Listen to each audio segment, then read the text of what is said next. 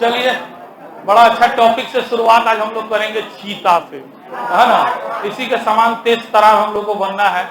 चलिए, सबसे पहले ध्यान दीजिए। चलिए, जो लोग जहां वहीं से प्लीज थोड़ा समझने का कोशिश कीजिए। मोबाइल में अपना देख लीजिएगा, ये पीडीएफ हम डलवा देते हैं और मेन मटेरियल आपका ये है। इसके अलावा देखिए, टॉप करना, सफल होना, थोड़ा सा सामान्य लीक से अलग चलना पड़ता है, याद रखिएगा। रोड वही होता है, बस गड्ढा से बचना होता है। अगर मंजिल तक जाना है तो नो डाउट रास्ता तो वही है, लेकिन किसी गड्ढे में फंस के हम खुद को अपने आप को चोटिल कर लेंगे तो हम मंजिल तक पहुंच पाएंगे? नहीं पहुंच पाएंगे। तो ये बेस्ट रास्ता है, लेकिन इस रास्ते पर जहां जहां गड्ढा मिलेगा उस गड्ढे को भरने का काम हम यहां करेंगे। मतलब उसके आसपास का जो भी समाचार होगा वो काफी महत्वपूर्ण होता है। जैसे इस बार चीता चर्चा में है, तो हो सकता है चीता के बारे में बहुत से तथ्य जैसे वैज्ञानिक नाम पूछ दिए उसका। बात मेरा समझ रहे हैं ना? तो ये कहिएगा जा सबके वैज्ञानिक नाम रटे के हुई, ऐसा नहीं होता है। आज सुनिए, आज सीखिए, आज से आप लोग मान लिया किसी देश के संसद पर अटैक हो गया या कोई बहुत बड़ा घटना हो गया, तो हो सकता है उस देश के संसद का नाम पूछ दे और आप लगे 206 देश के संसद का नाम रटने। ये तरीका सही नहीं है। जो चर्चा में आता है ना, वही पर्चा में आता है, क्वेश्चन पेपर में आता है। ऐसे नहीं आता है, आंख बंद करके नहीं आता है। किसी देश का राष्ट्रीय फूल चर्चा में आ गया, पुष्प चर्चा में आ गया, तो इसका मतलब ये नहीं कि पूरा देश का रटा मार रहे हैं, है ना। अब चीता चर्चा में है तो इससे रिलेटेड जितना बात होगा, किस प्रजाति का है, कौन वैज्ञानिक नाम है, इसका रनिंग क्षमता क्या है, सबसे तेज दौड़ने वाला कौन है, मैंने 50 तरह का बात है। तो हम लोग क्या करेंगे, सब लोग सीखिए। हमको पता है इसमें आज आए हैं, आएगा लोग, हमको पता है, लेकिन फिर भी घर पे भी रहिएगा, आगे भी, जब तक नौकरी नहीं लग जाए करंट मत छोड़िएगा। हर एक एग्जाम में, चाहे यूपीएससी हो या ग्रुप डी हो, करंट का भूमिका बढ़ते जा रहा है, इसीलिए करंट आपको बिल्कुल नहीं छोड़ना है। अब रही बात सोर्सेज की, कौन सा स्रोत अपना है, तो बाजार में 1000 गो करंट का किताब है, लेकिन जो ऑथेंटिक किताब है वो मात्र 2 ही हैं, अगर सही कहा जाए। एक है दर्पण और एक है क्रॉनिकल, बस। उसके अलावा जितना किताब है सबको गाइड की श्रेणी में रखा जाता है। ये 2 का अपना टीम है, अपना रिसर्च करता है। ये आज से नहीं आता है, ये 1972-73 का मैगजीन है, उस समय से आज तक चला रहा है, समझिए।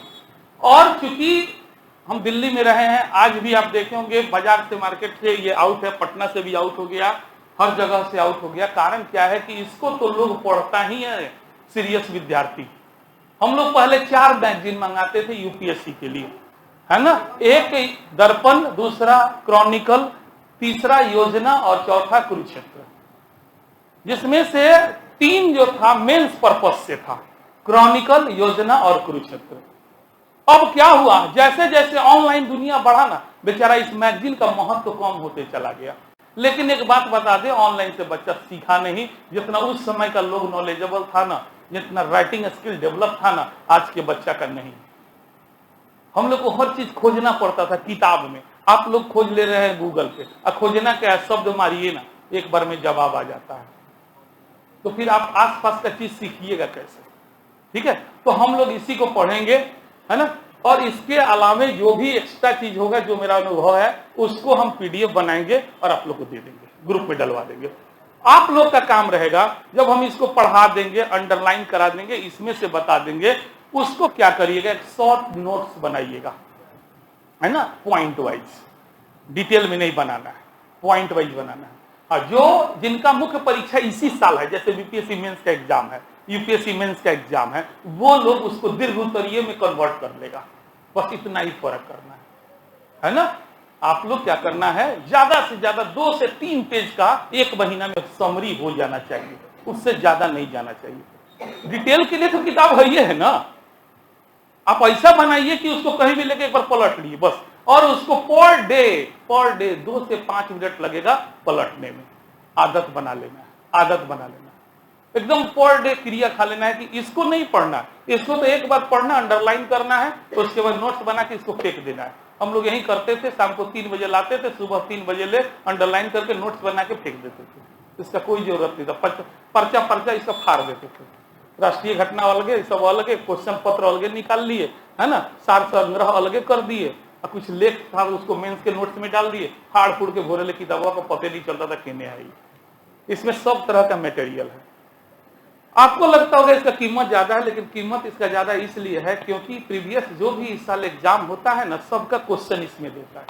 उस क्वेश्चन को आप जेरॉक्स भी कराने जाइएगा ना तो 25-30 रुपए एक क्वेश्चन का लगेगा, क्योंकि 20-20, 25-25 पेज का क्वेश्चन होता है। उसको शॉर्ट में करके ये 3-4 पेज में देता है। इसमें देता क्या है पहले ये देखते हैं। सबसे पहले इसमें हम लोग का नवीनतम जो भी करंट अफेयर है घटना के बारे में देगा, और शुरुआत करेगा राष्ट्रीय घटनाक्रम, यानी देश, अपने देश के अंदर जो भी महत्वपूर्ण घटना हुआ है उसके बारे में ये महत्वपूर्ण समाचार देगा और डिटेल में देगा, कोई ऑब्जेक्टिव नहीं होगा। ठीक है। उसके बाद जैसे राष्ट्रीय घटनाक्रम खत्म होगा, उसके बाद अंतरराष्ट्रीय इंटरनेशनल न्यूज देगा, यहाँ है ना, अंतरराष्ट्रीय समाचार देगा। उसके खत्म होने के बाद आर्थिक वाणिज्यिक परिदृश्य के रूप में अर्थव्यवस्था से संबंधित न्यूज देगा। कितना आर्थिक समाचार होगा, जैसे जीडीपी कितना है, रेपो रेट क्या है, क्या चेंजेस हुआ, जो भी समाचार है, नवरत्ना, महारत्ना, ये सब के बारे में यहीं से देता है। और बैंकिंग सेक्टर वालों के लिए प्राण है ये, जो बैंकिंग का एग्जाम देंगे इसको जरूर पढ़िएगा। ठीक है। तो ये आर्थिक वाणिज्यिक समाचार हो गया। उसके बाद नवीनतम सामान्य ज्ञान के अंतर्गत, इस पर बहुत है, आर्थिक वाणिज्यिक परिदृश्य इस पर बहुत ज्यादा दे दिया है। ठीक है। ये नवीनतम सामान्य ज्ञान, इसका मतलब समझिए जीके ओरिजिनल ये है, ऑब्जेक्टिव जीके, जिसके अंतर्गत पहले देगा शब्द संक्षेप, कोई शब्द चर्चा में आया है उसका संक्षेप दे देगा, ताकि परीक्षा में पूछ दे इसका फुल फॉर्म क्या है, ये क्या है, उसके बारे में डिटेल में दिएगा। जैसे इस बार ईवा बहुत चर्चा में है, YUVA, है ना, तो इसका फुल फॉर्म क्या, इसका उद्देश्य क्या, हम लोग पढ़ेंगे। उसके बाद जो जो नियुक्तियां हुआ होगा, है ना, जैसे मान लिया गया रॉ के चेयरमैन क्यों बना, CBI का थल सेना कौन राजदूत बना, क्या बना, जो भी नियुक्तियां से रिलेटेड होगा पिछले महीना में जितने लोगों की नियुक्तियां हुई होंगी उसके बारे में देगा, काफी इंपॉर्टेंट होता है। ठीक है। उसके बाद मोस्ट VVI, इसमें पुरस्कार सम्मान के तरफ से न्यूज देगा कि जो जो पुरस्कार पिछले महीना में मिला है वो सारे पुरस्कार के बारे में विस्तार पूर्वक चर्चा करेगा। उसका कुछ इतिहास भी है तो उसको भी इसमें आपको दिया होगा। ठीक है। उसके बाद पिछले महीना में कुछ प्रमुख व्यक्तित्व के धनी व्यक्ति जो जिनकी मृत्यु हो गई है उनके निधन के बारे में समाचार देगा कि इनकी मृत्यु हो गई, ये फलानवा सेक्टर से संबंधित थे, ये काम किए, ये पुरस्कार मिला, इनका ये अचीवमेंट रहा, ये सब काफी इंपॉर्टेंट हो जाता है। ठीक है। तो इसको भी हम लोग देखेंगे। उसके बाद पिछले महीना का जो कोई दिन दिवस मना है ना, वर्ष दिवस सप्ताह, है ना, जैसे कि देखिएगा तो 1 सितंबर, 2 सितंबर, 5 सितंबर, 8 सितंबर, ये करके आपको पूरा दिन दिवस सप्ताह के बारे में डिटेल से देगा। उसके बाद कोई अभियान ऑपरेशन हुआ होगा, है ना, वैश्विक लेवल पर या भारतीय लेवल पर कहीं भी, तो उस ऑपरेशन के बारे में दिया होगा। उसके बाद कुछ पुस्तक जो चर्चा में आया होगा उस पुस्तक लेखक के बारे में, और साथ ही इसमें उस और भी कोई महत्वपूर्ण बात होगी तो उसके बारे में देगा। उसके बाद सम्मेलन, मतलब कोई भी समिट होता है जैसे G20 का, G8 का, है ना, या दक्षिण सार्क एशियान, कोई सम्मेलन अगर पिछले महीना में अगर हुआ है तो उस सम्मेलन के बारे में देगा। अब सम्मेलन हुआ तो अब समझिए पूरा उसका डिटेल हम लोग को पढ़ना पड़ेगा। जैसे मान लीजिए G20 का हुआ तो G20 का गठन कब हुआ, कौन कौन सदस्य बने, है ना, पहला बैठक कहाँ हुआ, अंतिम बैठक, पूरा जानना पड़ता है। सवाल देखिएगा आसान लगेगा। ठीक है। तो सम्मेलन वगैरह पे। उसके बाद कोई बहुत बड़ी घटना घट गई देश में, दुर्घटना से संबंधित, तो वो देगा। उसके बाद मुख्य रूप से आते हैं, इसका सबसे इंपॉर्टेंट पार्ट ये भी होता है, खेलकूद होता है। यहाँ देखिए पूरा खेलकूद से संबंधित आपको हर तरह के खेलकूद, चाहे एथलेटिक्स हो, क्रिकेट हो, फुटबॉल हो, वॉलीबॉल हो, है ना, उसके बाद कोई टूर्नामेंट हो, जितना भी संबंधित होगा ये सब हम लोग इसको पूरा विस्तार से पढ़ेंगे। और यहीं तक हम लोग को मेन करेंट के रूप में पढ़ना है बस।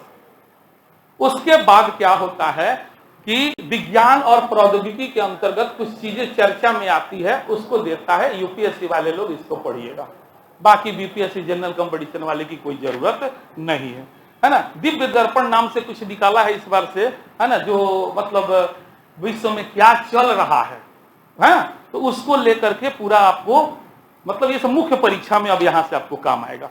ये सब इसको छोड़ भी सकते हैं आप। हाँ, और वहीं सार संग्रह को स्मरणीय तथ्य के रूप में यहाँ पे अब देने लगा, स्मरणीय तथ्य नाम कर दिया है। उसी न्यूज़वा में से वन लाइनर कर दिया है, तो उसको पढ़ लेंगे, इसको बना लेंगे, इसको भी बनाना है हम लोग को। ठीक है। और सबसे बड़ा चीज आप लोग को प्रेरित करने के लिए किसी न किसी सफल अभ्यर्थी का इंटरव्यू इसमें एक दिया रहता है। हाँ, कैसे पढ़ाई किया, क्या क्या विषय था, हाँ, पढ़ाई के दौरान क्या क्या बाधाएं, कभी कभी 3-4 देता है जब जिस महीना में रिजल्ट आता है ना। पीसीएस का भी देता है, आईएएस का भी देता है, बीपीएससी मतलब जो भी हो देता है। हाँ, उसके बाद आप देखिएगा फोकस करके पूरा मुख्य परीक्षा से संबंधित टॉपिक होगा, प्रधानमंत्री जनधन योजना, वित्तीय समावेशन का राष्ट्रीय मिशन क्या है, इस तरीका से। तो ये लोग मुख्य परीक्षा के लिए यहाँ से शुरू हो जाता है। हाँ, तो ये आप लोग वो पढ़ेंगे जो इनका मुख्य परीक्षा का तैयारी साथ में करते चलना है, वो लोग यहाँ से मटेरियल को इसको कलेक्ट करके रखिएगा, ताकि जिस समय जरूरत हो हम लोग उसको निकालें और वहां से मटेरियल इकट्ठा कर ले। ठीक है, उसके बाद सीधे आधा पर से हम लोग जाते हैं और ये आता है, सॉरी, सार संग्रह यहाँ पे होता है। तो ये क्या है ना, ये जीके है, प्योर जीके है, रिवीजन करने के लिए देता है, हर विषय से रिलेटेड, जैसे इतिहास से, राज्य व्यवस्था से, भूगोल से। हाँ, तो अच्छा लगता है बैठ के बनाने के लिए इसे, है ना। तो इसको भी लोग बहुत चाव से पढ़ते हैं। इसका तो पूरा एक मार्केट में बुक आ गया था, 5 साल के दर्पण का सार संग्रह का, इतना इसका डिमांड हो गया था, क्योंकि इंपॉर्टेंट जो तथ्य होता है ना, यहाँ पे वो देता है, इसलिए इसका भी खूब बढ़िया इसको रोल है, इसको देखिएगा। चलिए, उसके बाद क्या होगा, क्वेश्चन पेपर शुरू होता है। पीटी हो, मेंस हो, जिस तरह का भी हो देगा क्वेश्चन पेपर। जैसे इस बार के दिया है सामान्य अध्ययन पेपर 2 का तृतीय प्रश्न पत्र जो होता है, उसके बारे में मुख्य परीक्षा का सवाल दिया है, उसका जवाब भी दिया है। ठीक है, तो इस जो यूपीएससी का तैयारी करते हैं उनके लिए महत्वपूर्ण है। उसके बाद इसमें देखिए एसएससी संयुक्त स्नातक स्तरीय प्रथम चरण परीक्षा 2021 जो 18/4/2022 को हुआ था, उसका सवाल और जवाब दिया है। तो इससे क्या होगा ना कि आप क्वेश्चन जो नहीं देख पाते हैं करंट का, जैसे मान लीजिए पुराना वाला तो हम लोग बना लेते हैं, नायका कहाँ से बना, तो यहाँ मिल जाएगा आपको, है ना। जैसे एसएससी का क्वेश्चन यहाँ दिया हुआ है, अब इसको जाइए, इसको बनाइए इस तरह का, है ना। फिर आगे और जाइएगा, देखिएगा तो सब क्वेश्चन पेपर ऐसे ही जिस जिसका एग्जाम होता है, बीपीएससी का हुआ होगा तो बीपीएससी का भी देगा, बीएड का है, देख रहे हैं ना, बिहार बीएड संयुक्त प्रवेश परीक्षा का है ना। जो लोग दर्पण रखे हैं खोल सकते हैं जगह हो तो, है ना। उसके बाद कुछ अपना से बना के दिया है, करंट से रिलेटेड 43 को क्वेश्चन बनाया है। जिनका अर्थशास्त्र यूजीसी नेट वालों का है, हाँ, फिर भी जिनका अर्थशास्त्र बहुत बढ़िया, एक बार ट्राई करना चाहिए, बनाना चाहिए, अच्छा लगता है। हाँ, बनाइएगा, कॉन्फिडेंस बढ़ेगा, क्योंकि इसमें बहुत सिलेक्टेड सवाल रहता है, ऐसा नहीं है कहीं से कुछ उठा के ये नहीं देता है। हाँ, इस बार यूजीसी पे ज्यादा फोकस किया है। हाँ, साइकोलॉजी का क्वेश्चन दिया है, इकोनॉमिक्स का क्वेश्चन दिया है, इस तरीका से करके देता है। ठीक है, और इस तरीका से आपको पूरा लास्ट में, अगर आप लोग भी चाहते हैं इसमें शामिल होना, तो एक ऑप्शन देता है कि आप भी कोई किसी मुद्दे पर लिखिए, इसको भेजिए, अच्छा लगेगा तो आपके नाम के साथ ये छापता है, वाद विवाद करके आता है। ठीक है, तो चलिए, तो ये पूरा का पूरा हम दर्पण के बारे में बता दिए। हम लोग यहाँ पर क्या करेंगे, तो हम लोग यहाँ पर केवल इसका जो है करेंट अफेयर्स जो दिया है, यानी खेल कूद तक हम लोग इसको पढ़ेंगे। ठीक है, उसके बाद आप लोग अपने जरूरत के हिसाब से पढ़िए, बनाइए। क्वेश्चन पेपर को क्या कीजिएगा, फाड़ के एक जगह अटैच कर करके फाइल बना लीजिएगा, है ना, क्योंकि करंट का जो क्वेश्चन मिलता चला जाए। और जो लोग मुख्य परीक्षा में आगे शामिल होना है, एक अलग फाइल बना लीजिएगा, है ना। एक बना लीजिएगा historical topic, political topic, economic topic, ऐसे करके फाइल बना लीजिएगा और उसमें से फाड़ के उसमें डालते जाइएगा। और जिस साल मेंस देना होगा उस साल आपको मटेरियल कलेक्ट करने की जरूरत नहीं पड़ेगी, आपके पास ऑलरेडी मटेरियल होगा और टॉपिक भी सिलेक्टेड टॉपिक रहेगा, आसानी से आप मुख्य परीक्षा में बैठिएगा, अच्छा रिजल्ट आएगा। यही स्ट्रेटजी होता है इसका।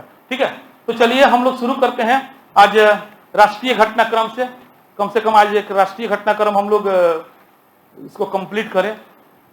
तो सब लोग के पास तो नहीं ये दिखाई दे रहा है, ठीक है, अगल बगल से थोड़ा हेल्प कर लीजिएगा लोग। ठीक है, हाँ, चलिए, राष्ट्रीय घटनाक्रम में जो पहला न्यूज है वो है 70 बरस पहले विलुप्त हो चुका चीता अब फिर से भारत की धरती पर आया है। और कहां से आया है, तो नामीबिया से। कहां से आया है, तो ये मोस्ट वीवीआई हो गया, किस देश से आया, नामीबिया से। हम बोलेंगे अंडरलाइन कीजिए तो करिएगा, नहीं बोलेंगे अपना मन मत कीजिएगा, अपना मन करना होगा घरे जाके कीजिएगा। अभी जितना हम कराना है करा देने दीजिए, उसके बाद आप लोग अपने इच्छा अनुसार इसको जितना चाहे अंडरलाइन करते रहिएगा। ठीक है, हम पढ़ रहे हैं, ध्यान से सुनिए आप लोग, बस जिनके पास किताब नहीं है कोई दिक्कत नहीं, आराम से सुनिए, हम सब याद करवा देंगे यहीं पे। जैव विविधता एवं पर्यावरण संरक्षण की दिशा में भारत में एक ऐतिहासिक पहल सितंबर 2022 में उस समय हुई जब 70 बरस पूर्व देश में विलुप्त घोषित चीतों का पुनर्वास देश में हुआ। इसके लिए अंडरलाइन कीजिए, इसके लिए अफ्रीकी राष्ट्र नामीबिया से 8 चीते वायुसेना के बोइंग मालवाहक विमान द्वारा बीपीएससी वाले कौ तारीख को ले आयल। बड़ा बेहुदा आयोग हो, तारीख खाली पूछे लगो। कौ तारीख के ले आयल? 17 सितंबर 2000। संजोग से वो दिन आप कुछ और रहे, हाँ तो याद रही। तो 17 सितंबर 2022 को भारत लाए गए और लाने के बाद उसको कहां बसाया गया? मोस्ट वीवीआई अंडरलाइन कीजिए, जिन्हें मध्य प्रदेश में श्योपुर स्थित कुनो राष्ट्रीय उद्यान में बसाया गया। ठीक है, तो चीता जो 70 वर्ष पहले विलुप्त हो चुका था, उसको भारत में एक बार फिर से किस देश से मंगवाया गया है? कौन तारीख को आया है? कहां बसाया गया है? कुन्नो राष्ट्रीय पर कहां है? ना पूछी कहां बसाया गया। हो सकता है घुमा के पूछ दी कि कुन्नो राष्ट्रीय उद्यान भारत के किस राज्य में है। जा हमारा तो सारा राष्ट्रीय उद्यान रोटे के बारे पूछो नहीं के रटे के। राष्ट्रीय उद्यान पूछी तो ये पूछी, चर्चा में आ गल, पूछ दी। अरे एग्जाम में क्वेश्चनों सेटर आदमी है पूरा दिमाग में कहां से सवाल आई, ये सब पढ़त दे। अच्छा कुन्नो चर्चा में तो घुमा दी, तनका पूछ दी कुन्नो किस राज्य में है ना। ये नहीं पूछेगा कि जो चीता लाया गया कहां बसाया गया। हो सकता है इस टाइप से ना पूछ के इसको उलट के पूछ दे। ठीक है, तो ये most VVI general competition check को भी अब अंडरलाइन नहीं करिएगा बस। नामीबिया से 8 चीते भारत लाने के लिए दोनों देशों में सहमति इस वर्ष के पूर्वार्ध में ही बन गई थी तथा इसके लिए सहमति पत्र पर औपचारिक हस्ताक्षर जुलाई 2022 में हुए थे। इसी प्रकार अंडरलाइन कीजिए, इसी प्रकार 12 अन्य चीते दक्षिण अफ्रीका से भी भारत लाए जाने वाले हैं, है ना। 12 को और भविष्य में कहां से आई? दक्षिण अफ्रीका से। चलिए अंडरलाइन कीजिएगा, नामीबिया के साथ जो समझौता हुआ है उसके तहत कौगो चीता आया है? 8 गो में नर 3 गो, मादा कौगो 5 गो, नर 3 गो, मादा कौगो। ना पूछी लेकिन जानकारी ला ध्यान में रखे के चाहिए। टेटिया कोनो आयोग हो पूछ दिल तो का करब, तो हमरा का लागल बा रट लो। हाँ ऐसा ही सब रटा मारे। चलो अंडरलाइन मत करिएगा, हो गया अंडरलाइन हो गया बस। को लेकर वायुसेना के विशेष मालवाहक विमान है जिसके फ्रंट का चीते जैसा चित्रण मन जहाजवा से आल ओकरो के चीता के लुक में एकदम सुंदर बनावल गया है। हाँ और वही जहाज से ओकरा के लेके आवल गया था। हाँ 16 सितंबर की शाम नामीबिया से उड़ान भरी थी। 12 घंटा की उड़ान के बाद यह ग्वालियर हवाई अड्डे पर आया। ग्वालियर से हेलीकॉप्टर के द्वारा इन्हें कुनो राष्ट्रीय पार्क पहुंचाया गया जहां इनके प्रवास हेतु विशेष व्यवस्था की गई थी। इनमें से 3 चीतों को पिंजड़ों से निकालकर बाड़े में छोड़ने का कार्य अंडरलाइन कीजिए प्रधानमंत्री नरेंद्र मोदी ने अपने 72वें जन्मदिन यानी 17 सितंबर के अवसर पर किया, है ना। तो उस दिन मोदी जी का जन्मदिन भी था, है ना। पूरा दुनिया में अभी पूरा देश में मोदी चल रहा है। कौन ठीक कहीं जन्मदिन ना पूछ देवे अब सवाल का अवसर। हाँ बहुत चापलूस किस्म का सेटर होता है, पूछ ही सकता है। हाँ चलिए हो गया बस। तो 17 सितंबर को किस महान हस्ती का जन्मदिन है? मोदी जी का। हाँ चलिए लो इस प्रकार देखो करेंट हो जो सरकार में बा ओकर नाम बार आई बात समझ लो। तो जरा एलर्जी हो के मोदी जी से तो करेंट मत पढ़ो, ओके मजबूरी बा। जितना पढ़ चल मोदी जी बस, है ना। इसलिए चलो अंडरलाइन नहीं कीजिएगा। इस प्रकार 70 वर्ष के अंतराल के बाद भारत की धरती पर चीतों की वापसी हुई। अंडरलाइन कीजिए 1947 में भारत में केवल 3 गो ही चीता बसा था और वही साल होकर शिकार कर ले। पहले शान का बात था, चीता का शिकार करना गर्व का बात था, देसी रियासत था, राजा महाराजा और बाल बच्चा चीता का शिकार करता था, है ना। तो इसे सब खत्म हो गया, है ना। तो 1947 में खत्म हो गया। अंडरलाइन करते चलिएगा, जिनका शिकार उसी वर्ष कर लिया गया था। बाद में 1952 में औपचारिक रूप से भारत से चीते को विलुप्त घोषित कर दिया गया। यानी सवाल बनता है यहाँ पर मोस्ट वीवीआई भारत से चीतों को विलुप्त किस वर्ष घोषित किया गया? समाप्त कौन वर्ष हुआ? 47 में। 47 में समाप्त हो गया, लेकिन घोषणा हुआ 1900 मैंने भारत में चीता नहीं है। बस अंडरलाइन नहीं करना है। कुनो नेशनल पार्क में छोड़े गए सभी 8 चीतों के गले में रेडियो कॉलर लगाया गया है जिससे कोनो का निशाना ना बना लेवे, शिकार ना कर लेवे, है ना। तो सब पूरा सुविधा दे दिया गया है। देश में चीतों के पुनर्वास के लिए एक योजना पूर्ववर्ती यूपीए सरकार द्वारा भी 2009 में बनावल गए है। 2009 में मनमोहन सिंह सरकार लनू तो वो प्रयास कैले ला, लेकिन सुप्रीम कोर्ट कलक ना आई चीता। लेकिन मोदी जी के जादू अलग बा, कोर्ट मान गए चल। हाँ तो यूपीए सरकार द्वारा 2009 में बनाई गई थी जिसे 2013 में सर्वोच्च न्यायालय ने रद्द कर दिया था। अब एनडीए सरकार द्वारा नए सिरे से बनाई गई योजना को सर्वोच्च न्यायालय ने 2017 में प्रायोगिक रूप में अनुमोदित कर दिया है। नामीबिया से लाए गए 8 चीतों को कौना नेशनल पार्क में, कुनो नेशनल पार्क में छोड़ने के अवसर पर राष्ट्र के नाम अपने संबोधन में मोदी जी ने बताया कि, अंडरलाइन कर लीजिए थोड़ा सा, अच्छा चीज, एक दो जानकारी अच्छा है, भारत में चीतों की वापसी प्रोजेक्ट चीता के तहत की जा रही है। समझ गया बात? भारत में जो चीता आया है, कहीं बेहुदा टाइप का सवाल पूछ दे, कौना योजना के तहत आवा था, प्रोजेक्ट चीता। हाँ कहा गई, हाँ लिख ले, आंख ब्लडटेन वैसे ही नहीं लगे। जो विश्व की पहली बड़े मांसाहारी जीव की अंतर महाद्वीपीय स्थानांतरण परियोजना है। अंडरलाइन करते रहिएगा। प्रधानमंत्री ने कहा कि आज चीते अफ्रीका के कुछ देशों एवं ईरान में ही रह गए हैं। बस अंडरलाइन नहीं करो, आज के डेट में अफ्रीका पूरे विश्व से गायब हो गया। अफ्रीका के कुछ देश आएगो ईरान में, है ना, मैंने विश्व से चीता खत्म हो चुका है। थोड़ा बहुत चीता अफ्रीका में बचा है और थोड़ा ईरान में है। अफ्रीका महादेश है, कहीं उसमें देश है, जैसे नामीबिया अफ्रीकी कंट्री है, दक्षिण अफ्रीका अफ्रीकी कंट्री है, बोत्सवाना, ये सब तो ध्यान में रखिएगा कि विश्व में वर्तमान में चीता विश्व के कौना महादेश में है, तो अफ्रीका में है, देश ईरान में भी है। इस तरीका से चलिए, अंडरलाइन नहीं कीजिए। जबकि भारत का नाम इस सूची से 1952 में खत्म कर दिया गया। उन्होंने विश्वास व्यक्त किया कि आने वाले वर्षों में हम अपने ही देश में कुनो नेशनल पार्क में चीतों को दौड़ते हुए देख पाएंगे। बाप रे, बड़ा खतरनाक जीव, कितना पर्यावरणविद लोग विरोध करता कि चीता आयल बा, सारा कुनो नेशनल पार्क के हिरन और सब खत्म हो जाइए, है ना, खतरनाक जीव ना है ये। तो इसका बहुत लोग विरोध कर रहा है कि क्या जरूरी है इसको मंगवाने की, एक के आने से जितना शाकाहारी पशु है सब खत्म हो जाएगा, इसलिए इसका विरोध भी हो रहा है। ठीक है, उनको बर्थडे गिफ्ट मिला है, सच्चाई तो ये बात, हाँ ठीक। तो जबकि भारत, हाँ, उन्होंने विश्वास व्यक्त किया कि आने वाले वर्षों में हम अपने ही देश में कुनो नेशनल पार्क में चीतों को दौड़ते हुए देख पाएंगे। आज इन चीतों के माध्यम से हमारे जंगलों में और जीवन में एक बड़ा शून्य भरा जा रहा है। प्रधानमंत्री ने कहा कि 21वीं सदी का भारत पूरी दुनिया को संदेश दे रहा है कि अर्थव्यवस्था और पारिस्थितिकी परस्पर विरोधी क्षेत्र नहीं है। भारत को इसका जीता जागता उदाहरण बताते हुए उन्होंने स्पष्ट किया कि पर्यावरण की रक्षा के साथ साथ देश की आर्थिक प्रगति भी हो सकती है। प्रधानमंत्री ने कहा कि आज भारत एक और दुनिया की सबसे तेजी से बढ़ती अर्थव्यवस्थाओं में शामिल है, वहीं दूसरी ओर देश के वन क्षेत्रों का भी तेजी से विस्तार हो रहा है।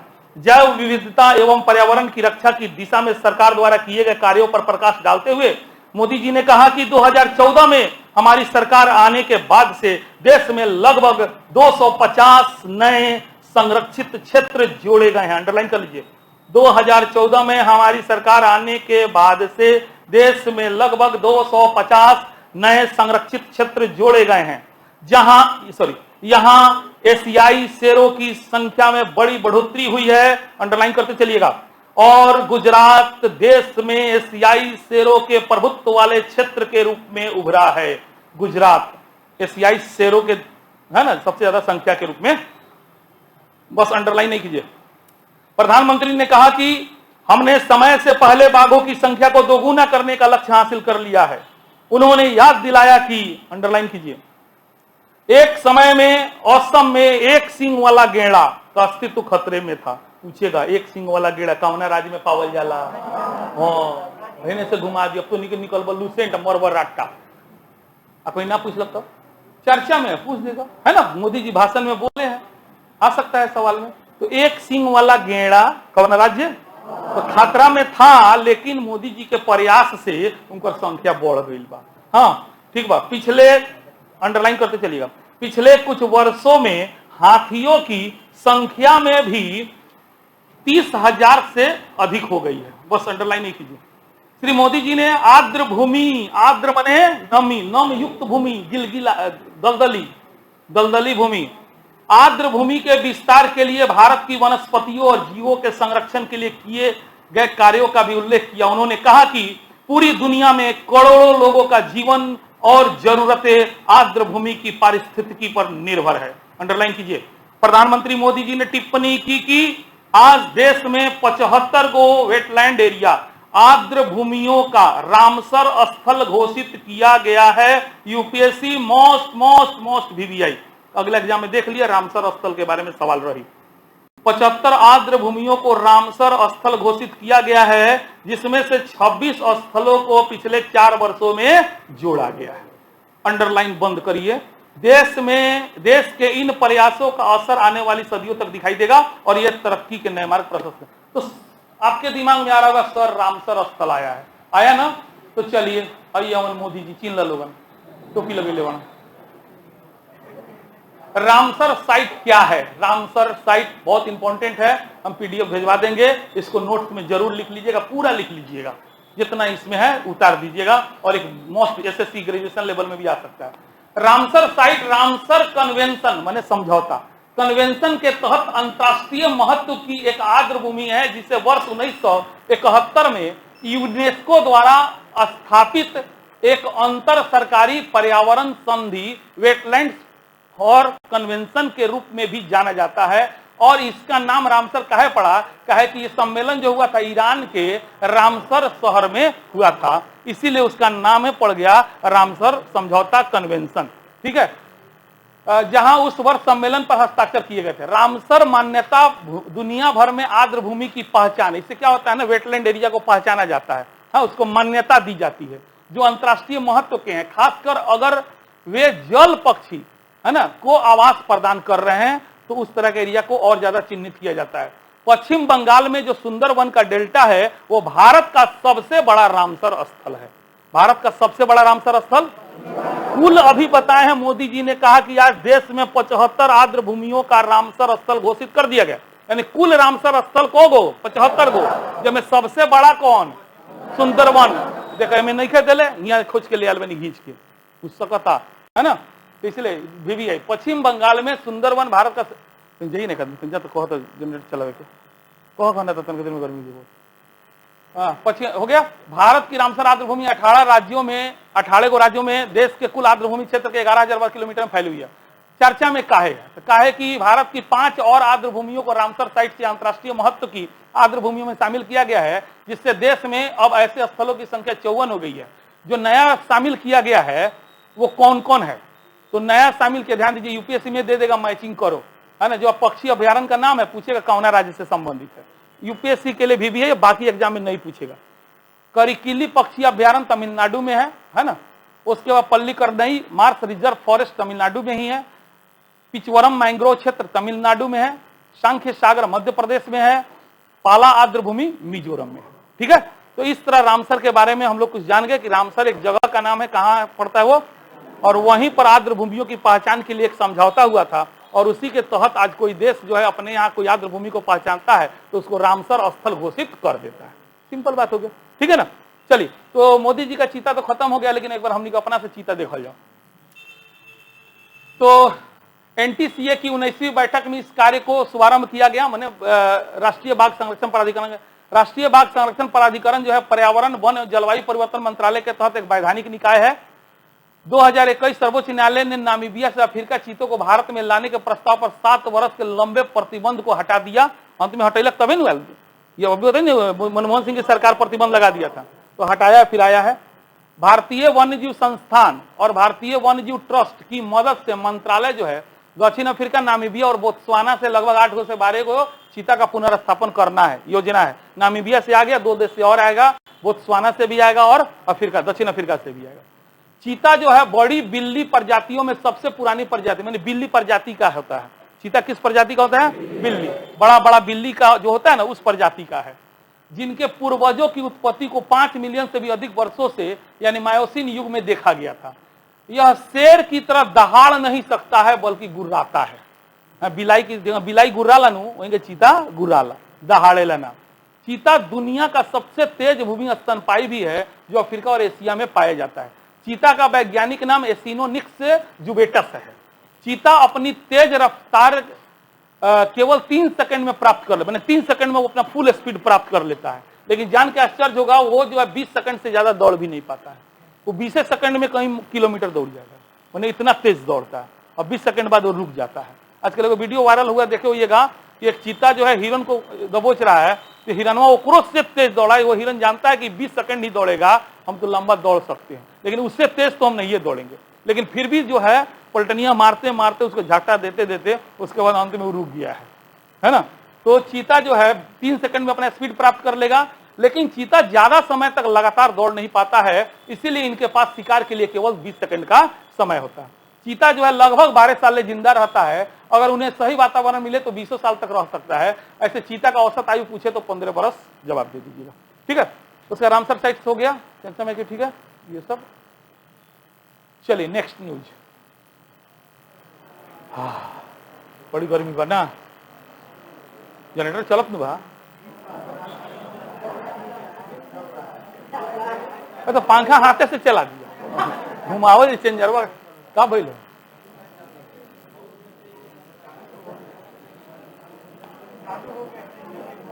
चेंजर नहीं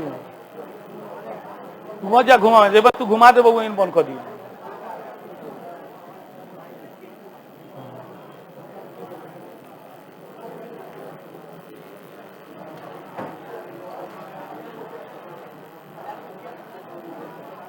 कहाँ बाड़न सब जाना फिर से जब बुला के ले आओ तो कौन के। अरे पंखा चलेगा तो ठीक हो जाएगा, उस समय से ठीक था नहीं, तब ऐसा नहीं कुछ बहुत ज्यादा दिक्कत है। अब देखिए हाँ चलने लगा। हेलो, लाइट आ गया, रहन एक मजा अलगे बाहर कैसा देखा जाए बताओ, और जब हाल बा तो नहीं होते हैं। हम नहीं जानत का तो नहीं के हाल कौना कौना गत में कौन कौन काम करे लोग। पढ़े में गर्मी लगाता तो गर्मी लगाता हो, ठंडा में एक बेर गए एगो हित के बारात छात्र के, बाप रे बाप कोमर ओढ़ ओढ़ के खेत में गाछी में बैठल बड़ा मैंने गाड़ी में ठंडा लग रहा था, थरथरी धर लिया था, और मार है दीदी पाते कमर ले लेके। भाई आप लोग महान है, कहने का मतलब गलत नहीं है, आप लोग में बर्दाश्त करने की क्षमता जबरदस्त है, उसका परिचय देना है। चलिए आगे। मझगांव डाक शिप बिल्डर्स द्वारा निर्मित युद्धपोत तारागिरी का जलावतरण मैंने जल में उतार दिया गया। मझगांव डाक शिप बिल्डर्स एक कंपनी है जो इस तरह का जो है जहाज को, युद्धपोत को तैयार करती है। चलिए अंडरलाइन कीजिए। आईएनएस विक्रांत के नौसेना में शामिल किए जाने के एक सप्ताह बाद ही मुंबई स्थित मझगांव डाक शिप बिल्डर्स लिमिटेड द्वारा निर्मित स्टेल्थ युद्धपोत तारागिरी का जलावतरण 11 सितंबर 2022 को मुंबई में किया गया। चलिए 2-3 बात इसमें भी आई। सबसे पहला बात, मझगांव डाक शिप बिल्डर्स कौन जगह पर स्थित है? मुंबई में। मझगांव डाक शिप बिल्डर्स कौन जगह स्थित है? और ये जो युद्धपोत है इसका नाम है स्टेल्थ युद्धपोत। स्टेल्थ युद्धपोत का सीधा मतलब है कि यह रडार की नजर से बच जाएगा, मतलब अपने आप को सुरक्षित रखेगा। कोई विदेशी खुफिया विभाग अगर इस तरह का हरकत करेगा तो हम इसको देख नहीं पाएगा। इसीलिए इस तरह जो भी युद्धपोत अगर रडार की नजर से बचता हो तो उसको स्टेल्थ युद्धपोत नाम आप दे सकते हैं, ठीक है। और ये जो है कब उतारा गया जलावतरण इसका कब हुआ? 11 सितंबर को। चीता को तारीख को आया 17 को, ओकरा से पहले, ठीक बा, याद रहो, घुमा फिरा के। विभिन्न, अंडरलाइन नहीं कीजिएगा, विभिन्न बेसिन एवं समुद्री परीक्षणों के पश्चात नौसेना में इसकी आपूर्ति अगस्त 2025 तक संभावित है। हाँ, मोस्ट VVI अंडरलाइन कीजिए। नौसेना की एक परियोजना चल रहा है 17A, ये नौसेना का एक योजना का नाम है। हाँ, का कलन है वो? पकड़ लेना, जनरेटर चल रहा, कुछ पंखा क्या नहीं चलता? हाँ नहीं, पूरा कनेक्शन है भाई, ऐसा थोड़ी। इधर आइए तो अजय जी, पंखा नहीं चल रहा? हाँ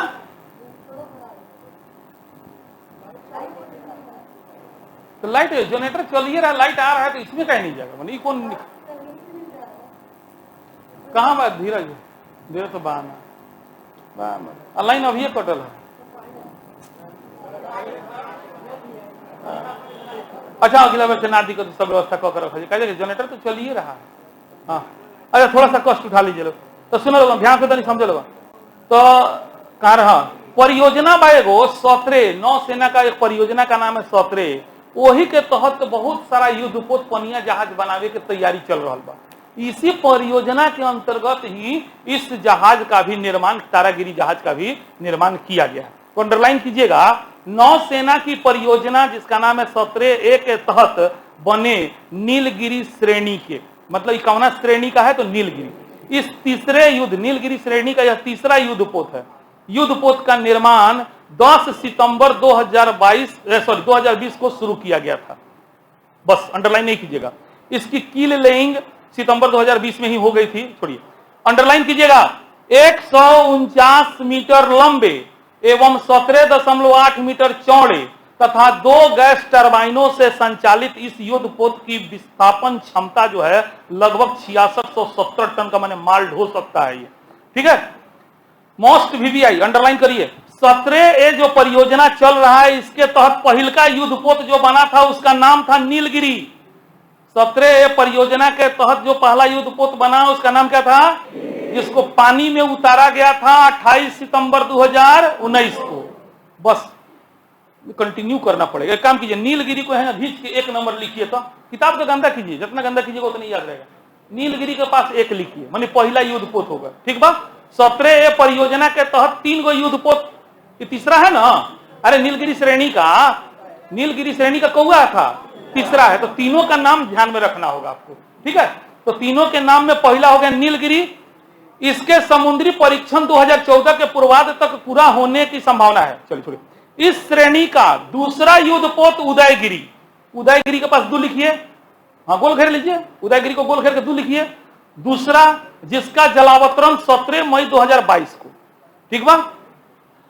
उसके बाद एक लाइन नीचे देखिएगा, तीसरे युद्धपोत तारागिरी, तारागिरी को गोल घेरिए, 3 लिख दीजिए, बस। तारागिरी का जलावतरण अब 11 सितंबर 2022 को किया गया, बस हो गया।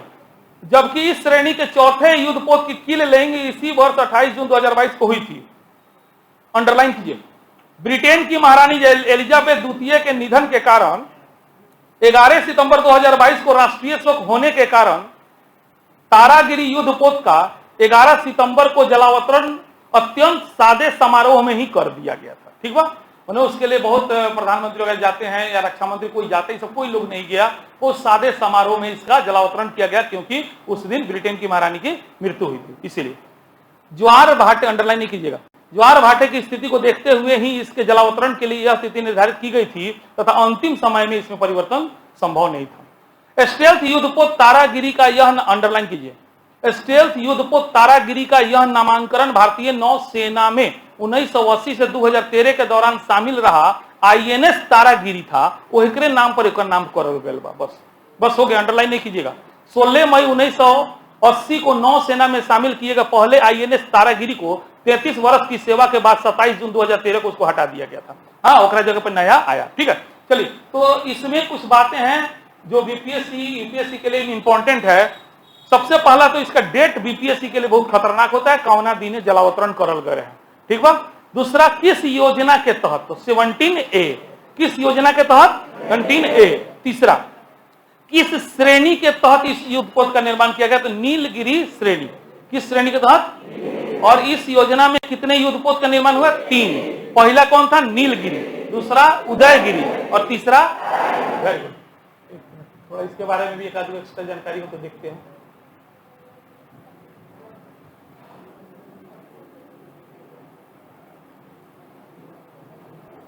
बस इसमें 2-3 को पॉइंटें लिखिएगा कि तारागिरी 17A योजना के तहत फलानवा तारीख का जलावतरण कर दिया गया, बस हो गया, एक लाइन, उतने दिमाग में रहिए, बहुत बार देखिए। धीरे धीरे है ना, वो सब क्या होगा ना कि बहुत मटेरियल बढ़ते जाएगा और कंफ्यूजन बढ़ते जाएगा, इसीलिए आप लोग छोटा से छोटा नोट्स बनाइएगा, बड़ा से बड़ा तो है दर्पण में उलट के देख लीजिएगा, है ना, ऐसा बनाइएगा कि जिसको याद रखना आसान हो। चलिए, है जहाजवा कहाँ गई, ये तारागिरी हवन, एकदम सादे समारोह में बेचारा इसको जो है ये किया गया। प्रोजेक्ट 17A के तहत कुल 7 जहाज लॉन्च किए जाने हैं, जिसमें से अभी तक 4 गो मझगांव डाक सी बिल्डर्स लिमिटेड मुंबई में और 3 गो Garden Reach shipbuilders and engineering limited Kolkata में बनाएगा, ठीक है। भारत में पर्वत श्रृंखलाओं के नाम पर इन जहाजों का नाम नीलगिरी, हिमगिरी, उदयगिरी, दूनागिरी, तारागिरी, विंध्यगिरी और महेंद्रगिरी इस टाइप से रखा जाएगा पर्वत श्रृंखला में। यह अधिकतम 59 किलोमीटर प्रति घंटा की गति से समुद्र की लहर को चीरते हुए दौड़ सकता है। 59 कम ना बल बहुत है। यह स्वदेशी युद्ध पोस्ट पर 35 अधिकारियों के साथ 150 लोग तैनात किए जा सकते हैं। इस पर ब्रह्मोस मिसाइल की भी तैनाती हो सकती है, मोस्ट VVI, ये ध्यान में रखिएगा। इस तरह का युद्ध पोत है, इस पर ब्रह्मोस मिसाइल भी युद्ध पोत पर तैनात किया जाएगा। P-17A के 5वें स्टेल्थ फ्रीगेट को श्रीमती चारू सिंह, अध्यक्ष जो है NWWA पश्चिमी क्षेत्र ने, इन्होंने ही, यही चारू सिंह, हाँ, ये लॉन्च कैली। इनका नामांकन तारागिरी किया गया। पश्चिमी नौसेना कमान के flag officer commanding in chief vice admiral Ajendra Bahadur Singh कार्यक्रम में मुख्य अतिथि थे। लोग कोई भी मंत्री टाइप का लोग नहीं गया था, इसमें सब अधिकारी लोग मिलकर इसका जलावतरण करवा दिया गया था। ठीक है, चलिए आइए नेक्स्ट है सतह से आकाश में मार करने वाला मिसाइल, जिसका नाम है QRSAM।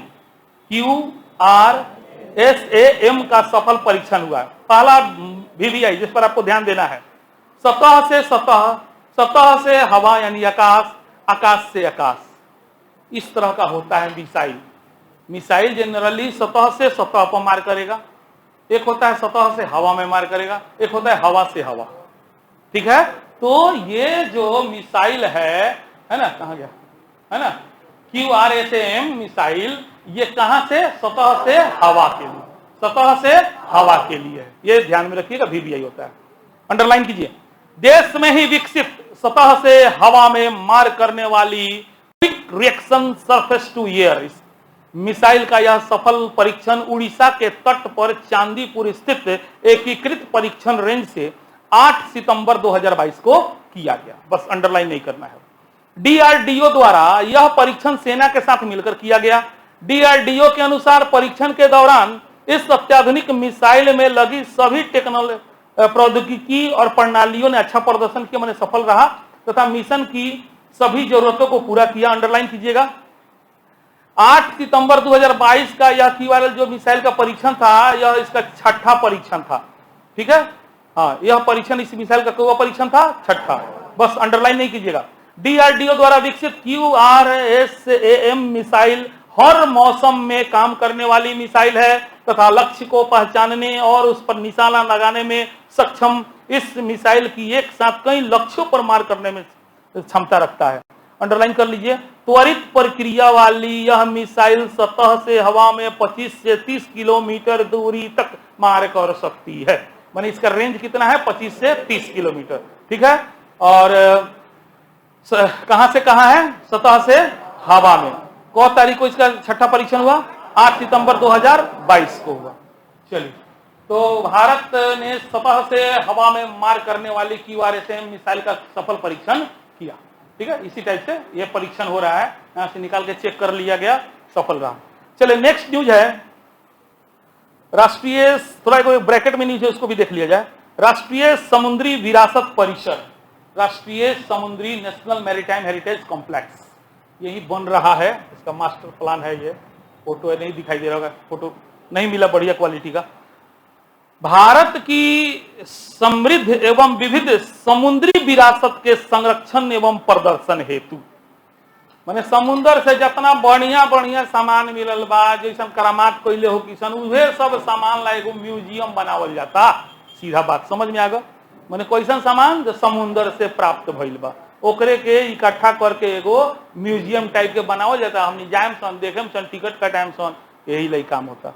तो भारत की समृद्ध एवं विविध समुद्री विरासत के संरक्षण एवं प्रदर्शन हेतु एक राष्ट्रीय समुद्री विरासत परिषद, शॉर्ट में NMSC की स्थापना कौन जगह करल जाता, ये पूछी, मोस्ट VVI। हाँ, तो अंडरलाइन करते चलिए कि स्थापना पतन पोत परिवहन एवं जलमार्ग मंत्रालय द्वारा संस्कृति मंत्रालय के सहयोग से गुजरात के लोथल क्षेत्र में की जा रही है।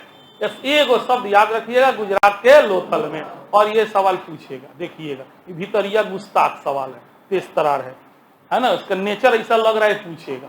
ठीक है, यानी शॉर्ट में इसको दे दीजिए, NMHC की स्थापना कौन जगह किया जा रहा है, गुजरात के।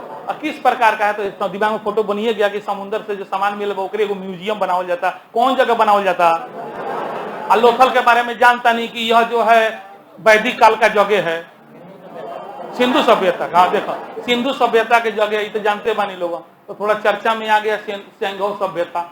अब लोथल अभी इतिहास में पढ़िए लोग, तो लोथल से संबंधित जौन चीज मिलल हुई ओकरा के अच्छा से पढ़िए, ना तो पूछ दी परीक्षा में कब जागा बढ़ा दे। चर्चा में आ गया लोथल, है ना, तो लोथल को बढ़ती पड़े। चलिए अंडरलाइन नहीं कीजिएगा। इसकी आधारशिला प्रधानमंत्री मोदी जी द्वारा रखी गई है। सिंधु घाटी सभ्यता से लेकर वर्तमान समय तक के भारत के समृद्ध समुद्री इतिहास का प्रदर्शन करने वाले इस परिसर को एक अंतर्राष्ट्रीय पर्यटन स्थल के रूप में विकसित करने की सरकार की योजना है। विभिन्न चरणों में पूरा किए जाने वाला इस परिसर का पहला चरण मार्च 2024 तक पूरा हो जाएगा। चलिए ये है मास्टर प्लान, तनी गबड़ा गल बने के सुंदर बनत। चलो कोनो बात नहीं। भारत की समृद्ध और विविध समुद्री विरासत को प्रदर्शित करने के उद्देश्य से गुजरात के ऐतिहासिक सिंधु घाटी सभ्यता के क्षेत्र लोथल में राष्ट्रीय समुद्री विरासत परिसर बनाया जा रहा है। परियोजना की आधारशिला मोदी जी द्वारा रखा गया। बंदरगाह और जल मंत्रालय के अनुसार परियोजना को विभिन्न चरणों में पूरा किया जाएगा। चरण 1 में भारतीय नौसेना द्वारा उपयोग की जाने वाली 5 दीर्घाओं और एक नौसेना गैलरी के साथ संग्रहालय भवन परिसर शामिल होगा। चलिए ठीक है, तो कौन जगह? लोथल में। लोथल में याद रखिए, गुजरात के लोथल। VVI बा ये नोट्स में बस एक लाइन में लिखने के बाद, है ना, कहां पे।